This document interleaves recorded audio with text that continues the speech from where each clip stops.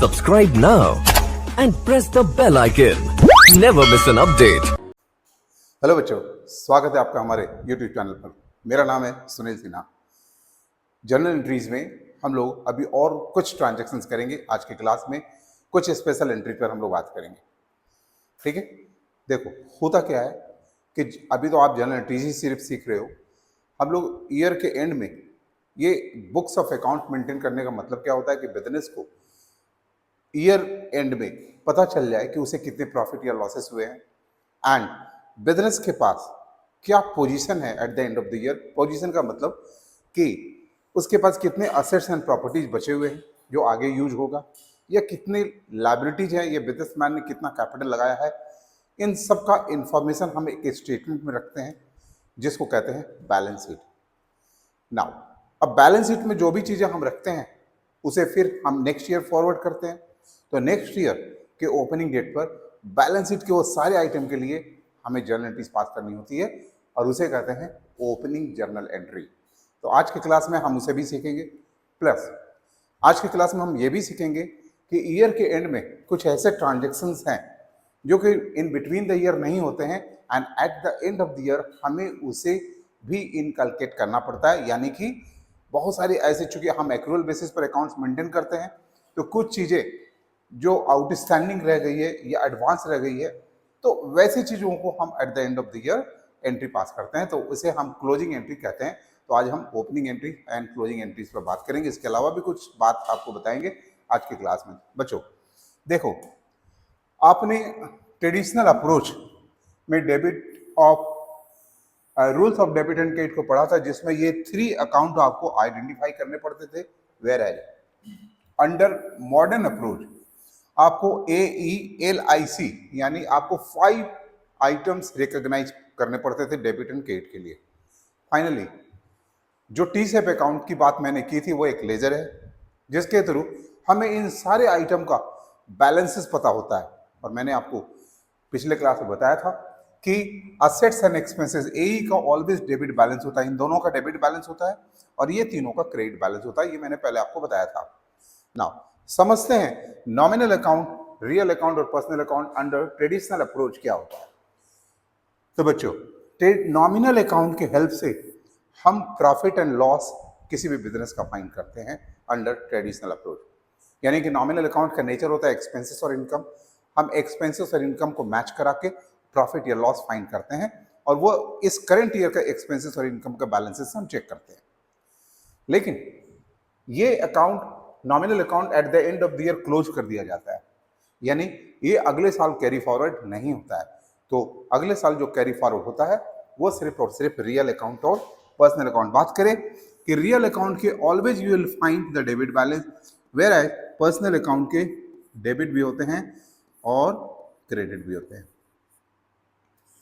याद रखना कि ये रियल अकाउंट है ए, और ये डेबिट बैलेंस वाले हमेशा हम असेट में लिखते हैं। ठीक है, तो कभी भी रियल अकाउंट के debit balance always asset side में हम पुट करते हैं, पर्सनल अकाउंट के हमेशा असेट साइड में पुट करते हैं डेबिट बैलेंस को, और क्रेडिट बैलेंस को हम लायबिलिटी साइड में पुट करते हैं। एक बात आपको क्लियर हो रहा है ना यहाँ कि असेट का डेबिट बैलेंस होता है, लायबिलिटीज का क्रेडिट बैलेंस का, ये बात तो आपको पता चल रहा है। नाउ आगे भी बात समझते हैं। सबसे पहले रियल अकाउंट के बारे में बात करें। मैंने अपने फर्स्ट क्लास में जर्नल एंट्रीज में बताया था कि रियल अकाउंट को समझने के लिए, चूंकि स्टार्टिंग है, आप जस्ट छूने वाले आइटम को रियल अकाउंट मान लो अगर इम्पर्सनल है तो। लेकिन मैंने ये भी बताया था कि सिर्फ यही उसकी रीजन नहीं है समझने का, और भी कुछ बातें जो हम बाद में चल के बताएंगे। आज आपको क्लास में जस्ट बता रहे हैं कि रियल अकाउंट का मतलब वैसे आइटम जिसका एक इकोनॉमिकल वैल्यू है, जिसे हम मॉनेटरी टर्म में डिफाइन कर सकते हैं, और जो बिजनेस के इनकम जनरेशन में हेल्प करता है। उसका कुछ एग्जाम्पल्स हैं जो हम बोल सकते हैं। कैश है, फर्नीचर है, बिल्डिंग है, इसी तरह से और भी कई चीजें हैं। आप बोलोगे सर ये तो सारे छूने वाले हैं। बच्चों नहीं, इसके अलावा आप गुडविल है, इसे भी हम मॉनेटरी टर्म में डिफाइन कर सकते हैं। पेटेंट्स है, राइट्स है, ये सारे मॉनेटरी टर्म्स में डिफाइन भी हो सकते हैं और ये बिजनेस का इनकम जनरेशन में हेल्प करते हैं। इसीलिए ये सारे रियल अकाउंट है और सारे रियल अकाउंट का डेबिट बैलेंस होता है और debit balance of real account को हम किसके अंदर में डिफाइन करते हैं? असेट, यानी ये रियल अकाउंट सारे के सारे असेट हैं। वेयर एज पर्सनल अकाउंट के अगर क्रेडिट बैलेंस है तो ये लायबिलिटीज में। पर्सनल अकाउंट के डेबिट बैलेंस का क्या एग्जांपल हो सकता है असेट्स के लिए? तो देखो बच्चों, बैंक बैलेंस पर्सनल अकाउंट है, ठीक है, बैंक बैलेंस है, डेटर्स है, प्रीपेड एक्सपेंसेस, एक्सपेंसेस ये भी पर्सनल अकाउंट है, रिप्रेजेंटेटिव पर्सनल अकाउंट। और भी है, आपको बता दें एक्रूड इनकम, एक्रूड इनकम, ये सारे पर्सनल अकाउंट है और इनके हमेशा डेबिट बैलेंस होते हैं। तो ये सारे का सारे असेट्स का पार्ट है। तो पहले तो आपको ट्रेडिशनल अप्रोच में असेट क्या होता है इसे समझना जरूरी है। All real account comes under asset. Personal account के डेबिट बैलेंसेस वो आते हैं असेट में एंड क्रेडिट बैलेंस लायबिलिटी में आते हैं। तो ये मैंने ट्रेडिशनल अप्रोच के थ्रू आपको समझाने की कोशिश की है। डू रिमेंबर वन थिंग कि असेट्स का डेबिट बैलेंस, लायबिलिटीज का क्रेडिट बैलेंस। ऐसा मैंने मॉडर्न रूल्स में भी सिखाया था अपने पहले वाले क्लासेस में, वीडियो में, कि ये दोनों के डेबिट बैलेंस होते हैं। सबसे पहले बताएं कि जैसे मैंने यहाँ बताया कि with the help of nominal account हम लोग प्रॉफिट एंड लॉस किसी बिजनेस का अंडरस्टैंड करते हैं और नॉमिनल अकाउंट को हम नेक्स्ट ईयर कैरी फॉरवर्ड नहीं करते हैं। तो नेक्स्ट ईयर कैरी फॉरवर्ड होने वाला अकाउंट क्या होता है? Personal and real. यहाँ पर बात करते हैं कि हम एक्सपेंसेस एंड इनकम के हेड से profit and loss account find करते हैं और बाकी आइटम को हम अगले साल कैरी फॉरवर्ड करते हैं। असेट का ऐसे भी आपको पता है कि डेबिट बैलेंस होता है, लायबिलिटीज का क्रेडिट बैलेंस होता है, यह भी पता हुआ, और कैपिटल का भी ऑलवेज क्रेडिट बैलेंस होता है। हमने अपने अर्लियर वीडियो में बात की थी, ठीक है। ये बच्चों ये बात समझ में आ रहा है? तो पहले तो मैंने ये कॉन्सेप्ट देने की कोशिश की है कि किसका डेबिट बैलेंस होता है और किसका क्रेडिट बैलेंस होता है। On the basis of this हम लोग ओपनिंग जर्नलिटीज को अंडरस्टैंड कर सकते हैं। तो चलो अपने क्वेश्चंस के थ्रू हम इस पर बात करते हैं। देखो यहाँ लिखा है, following balances existed in the books of Messrs ABC company as on 1st April 2024. Cash in hand, आपको पता है ये रियल अकाउंट है और असेट है। ये असेट है इसलिए इसका डेबिट बैलेंस हो। कैश एट बैंक ये पर्सनल अकाउंट है और ये भी असेट है। स्टॉक ये रियल अकाउंट है, ये भी debit balance. Furniture is also a real account, यानी ये भी असेट है, डेबिट में क्रेडिटर, इट्स अ लायबिलिटी। तो यहाँ ऊपर के सारे असेट्स है जिसका डेबिट बैलेंस होता है और इसके क्रेडिट बैलेंस होते हैं। जब हम एंट्री पास करेंगे तो ऊपर वाले जो चारों है जो कि रियल अकाउंट है उसे हम बारी बारी से डेबिट करेंगे अपने एंट्रीज में। Cash in hand account debited 10,000, फिर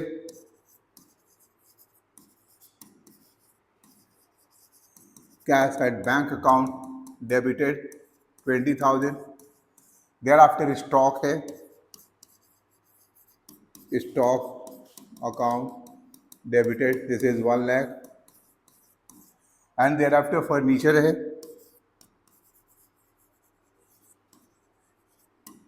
furniture account debited, this is 70,000। And उसके बाद क्रेडिटर्स है जिसके क्रेडिट बैलेंस होते हैं, तो हम क्रेडिट में लिखेंगे creditor.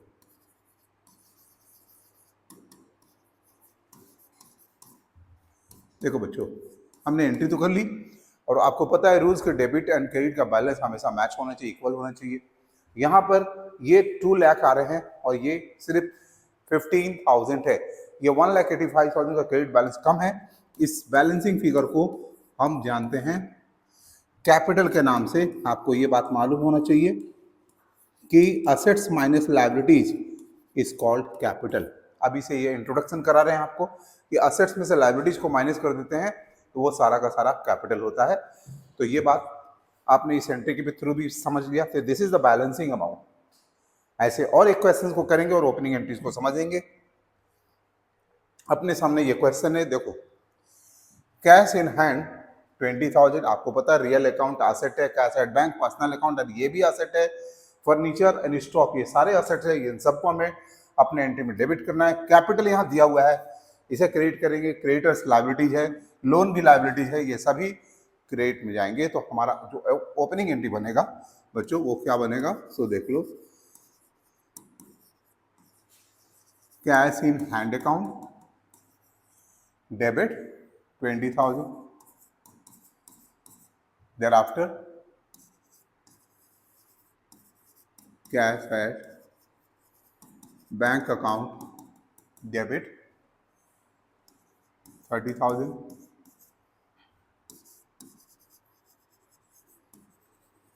Furniture account debit 70,000. Stock debited 90,000. Thereafter capital credit में है,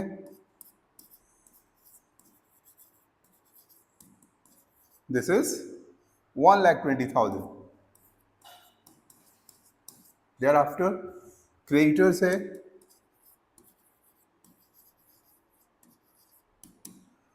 क्रेडिटर्स 80,000 एंड लोन है 30,000. ये सभी लाइबिलिटीज है. Loan account 30,000.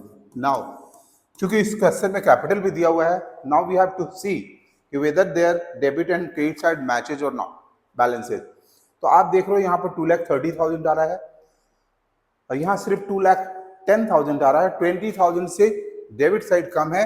This is the balancing amount when capital is given. तो ऐसे केसेस में अगर डेबिट कम हो जाए तो हमें उस अमाउंट को गुडविल अकाउंट लिखना चाहिए. और अगर क्रेडिट कम हो जाए, अगर आपका क्रेडिट लेस हो जाए सपोज, तो हम उसे लिखते हैं कैपिटल रिजर्व. बच्चों इसके बारे में समझाने में थोड़ी जल्दीबाजी हो जाएगी क्योंकि अब भी आप बहुत ज़्यादा अकाउंट्स नहीं सीख पाए हो. तो अभी जस्ट एक इन्फॉर्मेशन के लिए मैं आपको बता दे रहा हूँ, बाद में ये सारी बातें आपको क्लियर हो जाएगी.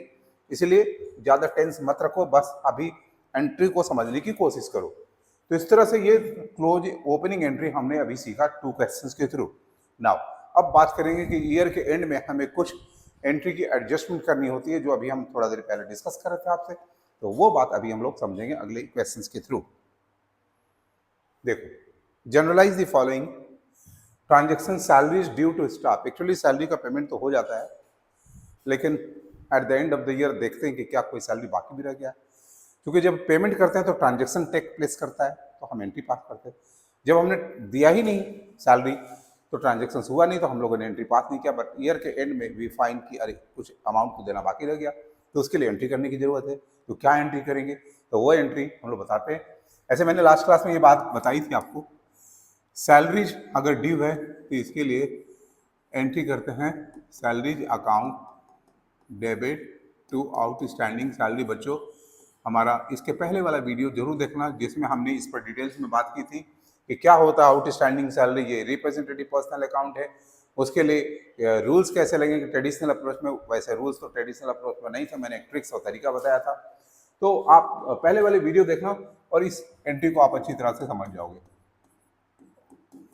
नाउ हम लोग बात करेंगे सेकेंड वाला, out of insurance premium paid this year 5,000 relates for the next year. Suppose हमने इंश्योरेंस प्रीमियम के पेमेंट की थी दिस ईयर आपको सपोज 20,000, तो हमने एंट्री पास कर दिया insurance account debited to cash account. अगर हमने 20,000 का पेमेंट किया था तो हम लोग एंट्री कर दिए होंगे insurance debited to cash account. Insurance premium एक एक्सपेंसेस है, लेकिन पता चला ईयर एंड में कि ये जो 20,000 जो 20,000 का हमने इंश्योरेंस के नाम पर पेमेंट किया, ये सारा का सारा दिस ईयर का एक्सपेंसेस नहीं है. और हमें दिस ईयर के एक्सपेंसेस को कंपैरिजन के लिए रखना होता है प्रॉफिट एंड लॉस को अराइव करने के लिए. पता चला कि इसमें से 5,000 तो नेक्स्ट ईयर से रिलेट करता है, यानी आउट ऑफ 20,000 5,000 नेक्स्ट ईयर का, दिस ईयर का सिर्फ 15,000 है. तो उसके लिए हम कैसे एंट्री पास करते हैं. सबसे पहले ये 5,000 जो एडवांस में हम लोग दे दिए हैं, उसके लिए हम एक वर्ड लिखते हैं प्रीपेड एक्सपेंसेस, जो कि रिप्रेजेंटेटिव पर्सनल अकाउंट है. इसे हम डेबिट करते हैं और एक्सपेंसेस को हम इंश्योरेंस है तो मैं इंश्योरेंस वर्ड ही लिख देता हूँ. Prepaid insurance account debited to insurance account. अब इसके लॉजिक पर बात करें, पहले तो मॉडर्न रूल्स की बात करते हैं। मॉडर्न रूल्स कहता है कि प्रीपेड इंश्योरेंस हमारा असेट है। असेट का मतलब वैसा चीज जिससे हमें बाद में वैल्यू, मनी वर्थ वैल्यू या फिर सर्विसेज हमें मिलेंगे जिसका मनी वर्थ वैल्यू होता है। यानी कि हमने जो इंश्योरेंस पे किया है 5,000 का, उसकी सर्विसेज हमें नेक्स्ट ईयर मिलेगी। तो ये नेक्स्ट ईयर में रिसीवेबल है, तो this is an asset and asset should be always debited if it is being increase as per modern rules. Personal rule के हिसाब से थोड़ा सा जो रूल्स आपको दिया हुआ वो मैच नहीं करता है, तभी तो हम लोग मॉडर्न रूल्स बनाए, उसका सपोर्ट लेना पड़ता है। हालांकि आपको मैंने एक तरीका समझाया था कि ये एक तरह से अगले साल हमें सर्विसेज देगा, सर्विसेज देने वाले को डेटर बोलते हैं और डेटर को डेबिट करते हैं, तो उस हिसाब से आप इसे समझ सकते हैं। नाउ एक्सपेंसेस, जो इंश्योरेंस को जो हमने क्रेडिट किया, यहाँ समझना ये है कि इंश्योरेंस जो हमने, एक एग्जांपल जो दिया कि सपोज हमने इंश्योरेंस के नाम पर खर्चे किए थे 20,000, तो हमने इंश्योरेंस को डेबिट किया हुआ था 20,000 पे, लेकिन later on eight the end of the year it is found कि इसमें से 5,000 नेक्स्ट ईयर का है, तो जो एक्सपेंसेस हम डेबिट में रखे हुए हैं ये सिर्फ 15,000 का करने के लिए हमें इस एक्सपेंसेस को कम करना होगा, और एक्सपेंसेस को डिक्रीज करने के लिए हम क्रेडिट में एंट्री करते हैं। ऐसा आपने मॉडर्न रूल्स में पढ़ा था, उस हिसाब से ये क्रेडिट होता है। तो बच्चों कोई कंफ्यूजन नहीं होना चाहिए, एंट्री की समझ होनी चाहिए, एज पर रूल्स कैसे होता है उसको भी जरूर समझना चाहिए। Eight the end of the year हम ये भी देखते हैं कि जो भी असेट हमारे पास है उसकी वैल्यू तो डिक्रीज होते जाती है, जिसे हम रिकॉग्नाइज करते हैं डेप्रिसिएशन के नाम पर, and this is a loss. तो यहां पर provide depreciation eight 10% on machinery costing 1 lakh, इसका 10,000 आता है डेप्रिसिएशन का अमाउंट। तो हम लोग क्या करते हैं, इसकी एंट्री तो करते हैं डेप्रिसिएशन अकाउंट डेबिटेड, ये as per modern rules loss है, अंडर द टर्म एक्सपेंसेस में आता है, और एक्सपेंसेस हमारे आ रहे हैं, इंक्रीज हो रहे हैं, इसलिए डेबिट होता है। मशीनरी हम as per modern rules assets के सीरीज में रखते हैं, और इसकी वैल्यू कम हो रही है, असेट्स की वैल्यू कम होती है, तो हम उसे क्रेडिट करते हैं as per rules. Under traditional approach depreciation is a loss nominal account, और नॉमिनल अकाउंट में लॉस को डेबिट करते हैं। Machinery is a real account, इसकी बैलेंसेस कम हो रही है इसीलिए हम इसे क्रेडिट करते हैं, ठीक है। तो इस तरह से इसकी वैल्यू एक्चुअली गोज आउट हो रहा है, machinery is a real account, उसकी वैल्यू बिजनेस से आउट हो रही है इसीलिए हम क्रेडिट करते हैं। तो ऐसा है कि कभी कभी बी फिटिंग नहीं होता है ट्रेडिशनल अप्रोच, तभी तो हम सपोर्ट लेते हैं मॉडर्न रूल्स का, but you must know both the thing, और कभी कभी अपने ट्रिक्स भी आपको लगानी चाहिए। चलो, तो इस तरह से बच्चे हम लोगों ने यहां तक बात कर ली। अभी है interest due but not paid, मतलब इंटरेस्ट देना है, ड्यू हो गया है, लेकिन हम लोगों ने पेमेंट नहीं किया है। तो क्या करेंगे इसके लिए कि interest is an expenses nominal account, हमें इंटरेस्ट को डेबिट करना है, और जो नहीं दिया है वो आउटस्टैंडिंग रह गया है, उसके लिए हम आउटस्टैंडिंग इंटरेस्ट को क्रेडिट करेंगे। यानी ये हमारा लायबिलिटीज इंक्रीज हो रहा है इसलिए क्रेडिट होगा, ये हमारा एक्सपेंसेस इंक्रीज हो रहा है इसलिए डेबिट होगा। आपको मॉडर्न रूल्स याद होगा। नाउ ट्रेडिशनल अप्रोच में interest is a nominal account and being an expenses, ये डेबिट होगा। ये रिप्रेजेंटेटिव पर्सनल अकाउंट है, पर्सनल अकाउंट के rules to debit the receiver credit the giver लिखे हुए, लेकिन मैंने अपने पहले वीडियो में एक तरीका ट्रिक्स बताया था कि रिसीवर गिवर तो तब लगता है ना जब अभी ट्रांजेक्शन हो रहे हैं, लेकिन जब ड्यूज है तो इसका मतलब वो रिसीवर गिवर का रूल्स यहाँ वर्क नहीं करता है। मैंने ट्रिक्स बताया था कि डेबिट द डेटर और क्रेडिट द क्रेडिटर लेके बनाना, आपको समझ में आएगा, क्योंकि ये हमसे पैसे लेंगे, they are the creditor for the business, इसीलिए क्रेडिट हो रहा है। तो बच्चों कंफ्यूजन ज्यादा मत रखो। नाउ बात करते हैं आगे, interest due but not receive, जब यहाँ पेड था यहाँ रिसीव था, यहाँ का इंटरेस्ट एक्सपेंस था, यहाँ का इंटरेस्ट इनकम है, तो इनकम आया नहीं है but it is being recognise कि हाँ ये इनकम है, तो ये इनकम को हमें लिखना होगा क्रेडिट में, क्योंकि income always goes in the credit side, और डेबिट में हमें एक्रूड इंटरेस्ट को लिखना होगा।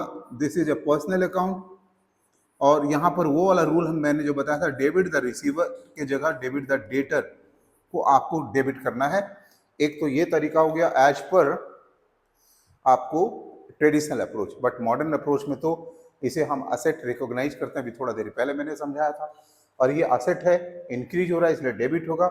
इंटरेस्ट जो हमारा इनकम है वो इंक्रीज हो रहा है 2000 से, क्योंकि अभी एक रिकॉग्नाइज हुआ है कि ये आना बाकी है, इसीलिए वो क्रिएट होगा। तो आपको लॉजिकली जानना चाहिए, ऐसा नहीं कि हिट एंड ट्रायल में आपने सारे एंट्रीज रट लिए। तो अभी जब आप रट्टाबाजी करते हो तो आपको एग्जाम के पहले हर समय याद करना पड़ेगा, हर समय पढ़ना पड़ेगा। लेकिन अगर आपने कॉन्सेप्ट से सीखा है तो आपको एग्जाम अचानक भी लिया जाएगा तो आप बड़ी आराम से इसे कर सकते हो। ठीक है बच्चों, तो देख यहाँ तक मैंने बात कर ली। अभी हम बात करेंगे 2 मोर एंट्रीज पर, और वो है अलाउड इंटरेस्ट 10,000 ऑन कैपिटल। क्या होता है ना कि बिजनेस में ओनर पैसा लगाते हैं, वो पैसा अगर कहीं और से लेते तो उस पर तो इंटरेस्ट पे करना होता है, इसीलिए इसे एक रिकॉग्निशन किया जाता है कि कैपिटल के अगेंस्ट में हम एक इंटरेस्ट का अमाउंट चार्ज करके रखेंगे और ये ओनर को प्रोवाइड करेंगे। तो ये इंटरेस्ट बिजनेस के लिए एक्सपेंस होता है। नॉमिनल अकाउंट में एक्सपेंस को हम डेबिट करते हैं, इसलिए हम इसे as per nominal account expense recognise करते हुए इसे हम डेबिट करेंगे, क्योंकि ये पैसा लेने वाला कौन है? Owner, and owner is here a creditor. तो owner is a personal account, और पर्सनल अकाउंट में अगर वो क्रेडिटर है तो debit the debtor and credit the creditor का रूल्स जो मैंने एक ट्रिक्स बताया था उसके थ्रू ये क्रेडिट हो जाएगा।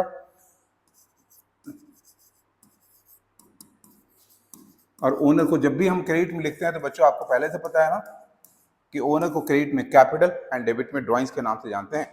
हम मॉडर्न अप्रोच की बात करें तो this is an expenses recognise increase हो रहा है इसलिए डेबिट।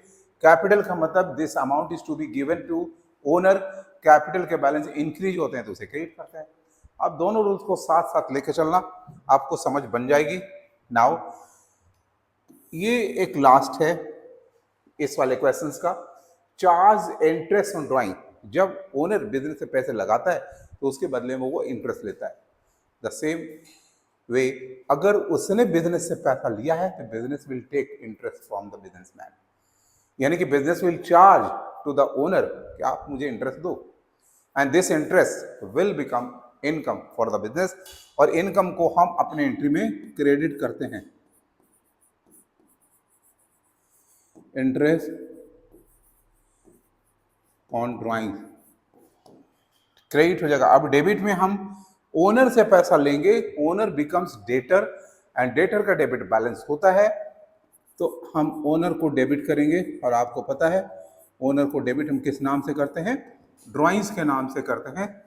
तो ये 2000 हमने एंट्री पास कर ली।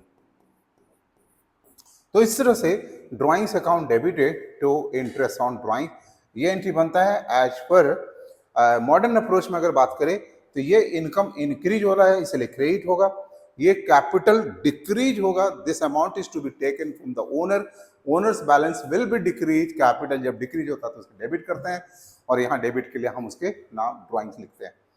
तो बच्चों यहाँ तक बात समझ में आ गई आपको? हम लोग एक क्वेश्चंस के थ्रू कुछ और बात समझने की कोशिश करेंगे। Insurance premium paid for ensuring the goods 6000।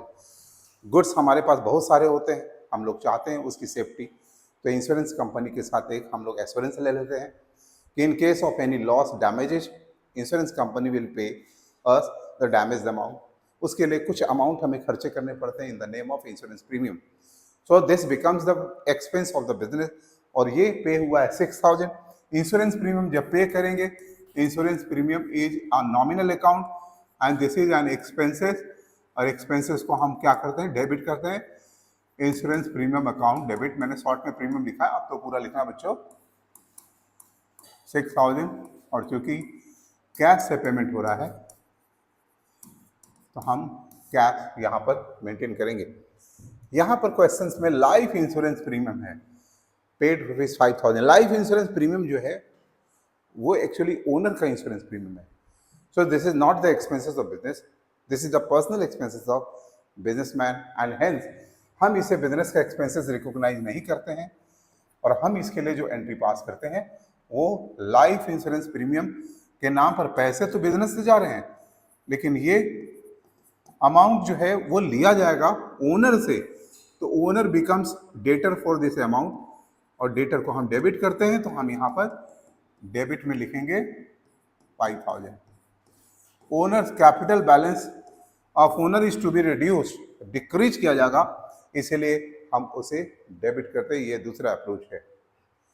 चलो अब बात करते हैं, यहां भी लाइफ इंश्योरेंस प्रीमियम है, लेकिन किसके लिए है? एम्प्लॉयज के लिए। कभी कभी बिजनेस अपने एम्प्लॉयज का इंश्योरेंस के भी फैसिलिटीज देता है, क्योंकि एम्प्लॉयज बड़ा इंपॉर्टेंट होते हैं हर बिजनेसमैन के लिए, तो वो चाहते हैं कि उनकी सेफ्टी भी रहे ताकि हमारे यहाँ वो अच्छी तरह से काम कर सके, या किसी भी तरह की कोई प्रॉब्लम हो तो एक कॉम्पेंसेशन उस एम्प्लॉयज को मिल जाए। तो ये बिजनेस का एक्सपेंसेस रिकॉग्नाइज होता है, तो हम इसे लिख सकते हैं लाइफ इंश्योरेंस प्रीमियम एम्प्लॉयज के नाम पर है, अकाउंट डेबिट टू कैश, क्योंकि बिजनेस से कैश आउट हो रहा है या कैश इज एन एसेट, वो डिक्रीज हो रहा है, तो हम उसे डेबिट करेंगे। तो इस तरह से बच्चों एक ही नेचर, सिमिलर नेचर के क्वेश्चन है, थोड़े थोड़े डिफरेंसेस है, उसे हमें समझना है। अभी यहाँ पर बात करेंगे इनकम टैक्स पेड 4000। समझते हैं इनकम टैक्स जब हम पे करेंगे तो जनरली हम पेमेंट इनकम टैक्स डिपार्टमेंट को चेक से करते हैं, so bank become giver for the amount. Now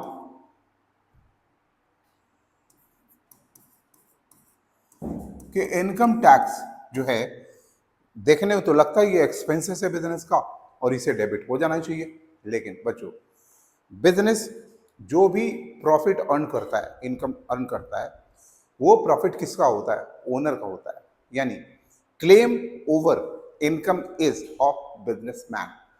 तो जब ये इनकम बिजनेसमैन का हो जाता है तो उस पर जो टैक्स लगेंगे वो बिजनेस क्यों पे करेगा? तो that amount is to be borne by the owner. तो यहां पर भले ही बिजनेस से पैसा जा रहा है, बट दिस अमाउंट हिसाब किताब में ओनर से लिया जाएगा, यानी owner is a debtor for this amount. और ओनर अगर डेटर है, आपको पता है ना कि डेटर को डेबिट में लिखते हैं, तो ओनर को हम डेबिट में लिखेंगे। तो आपको भी पता है ओनर को जब हम डेबिट में लिखते हैं तो किस नाम से लिखते हैं? Drawings account debited. तो do not confuse, income tax business का एक्सपेंस है, ठीक है? यहाँ कभी कभी कंफ्यूजन हो जाता है। दूसरी बात, इनकम टैक्स के नाम पर पेमेंट तो चला गया, लेकिन ईयर के एंड में पता चला कि जो इनकम टैक्स का पेमेंट गया वो ज़्यादा चला गया। तो इनकम टैक्स डिपार्टमेंट क्या करता है? कभी कभी इनकम टैक्स अगर एक्सेस पेड है तो वो वापस रिफंड कर देता है, और वो पैसे अगर हमारे बिजनेस का बैंक अकाउंट में आ गया तो बिजनेस का बैंक अकाउंट रिसीवर हो जाता है। यहाँ लिखा हुआ है रिफंड ऑफ इनकम टैक्स, तो हमारा बैंक अकाउंट बिकम्स रिसीवर, तो बैंक को हम डेबिट कर देते हैं 1000 से। Now is this amount the income of the business? No, because income tax जब ओनर के नाम पर पे किया गया है तो उस पर अगर रिफंड आता है तो वो ओनर का है। Claim over this refund is of businessman, यानी this amount is to be taken by the owner who is creditor for this amount. और क्रेडिटर का हमेशा क्रेडिट बैलेंस होता है, तो ओनर को हम क्रेडिट में लिखते हैं, किस नाम से? कैपिटल के नाम से। तो बच्चों देखा, इस तरह से कुछ अलग टाइप के एंट्रीज आज हमने सीखी है। हम लोग कुछ और एंट्रीज पर बात करेंगे आगे। अगर किसी भी तरह की एंट्रीज की आपको कॉम्प्लिकेशन है तो आप प्लीज कमेंट बॉक्स में लिखो। हम लोग अभी थोड़े दिन के बाद फिर से जनरल एंट्रीज की एक वीडियो बनाएंगे, जिसमें जितने भी बच्चे कुचे हैं वो सारे एंट्रीज मैं आपको दूंगा। तो फिलहाल आप लोग भी अपने कमेंट्स सेक्शन में लिखना किसी भी तरह के डाउट्स है तो। बच्चों अगर आपको हमारा ये वीडियो हेल्प कर रहा है तो इसे प्लीज लाइक करें, हमारे चैनल को सब्सक्राइब करें, एंड दोस्तों में तो शेयर करना बिल्कुल भी नहीं भूलें। मिलते हैं अगले वीडियो में। टिल देन टेक केयर बच्चों, एंड बाय बाय।